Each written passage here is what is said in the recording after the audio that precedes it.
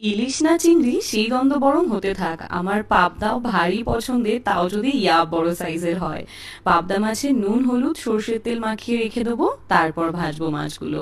সর্ষের তেল মাখিয়ে রাখলে পাবদা মাছ আর ফাটবে না। চলো আজকে অনুষ্ঠান বাড়ির মতন রান্না করে দেখাবো। শিলনোড়াতে নিয়েছি 3 চামচ কালো সাদা সর্ষে, ছোট্ট এক টুকরো আদা, সাথে কয়েকটা কাজু, কাঁচা লঙ্কা আর সর্ষে যাতে তেতো না হয় অল্প নুন, সব দিয়ে মিহি একটা পেস্ট তৈরি করে নেবো।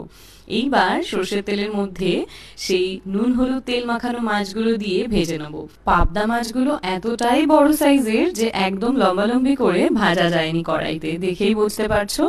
এইবার মাছ ভাজা তেলে কালো জিরে দিয়ে একটা টমেটো পেস্ট দেবো, দেবো নুন হলুদ কাশ্মীরি লঙ্কার গুঁড়ো, সামান্য চিনি আর কয়েকটা কাঁচা লঙ্কা দিয়ে ভালো করে টমেটোর কাঁচা গন্ধ চলে যাওয়ার পর রং চেঞ্জ হলে তাতে দিয়ে দেবো সেই সর্ষে কাজু কাঁচা লঙ্কার পেস্টটা। জাস্ট 2 মিনিট ভাজবো, না হলে তেতো হয়ে যাবে। তারপর উপর থেকে তেল ছাড়লে গ্রেভির জন্য জল দিয়ে ফুটতে দেবো। তারপর ভেজে রাখা মাছগুলো দিয়ে আরো 8-10 মিনিট ফুটিয়ে নেবো। এইভাবে গ্রেভি কমে আসলে আর উপরে তেল ছাড়লে ধনেপাতা দিয়ে শেষ করবো আজকে রান্না। গরম ভাতের সাথে এই মাছটা জমবে তো, জানিও।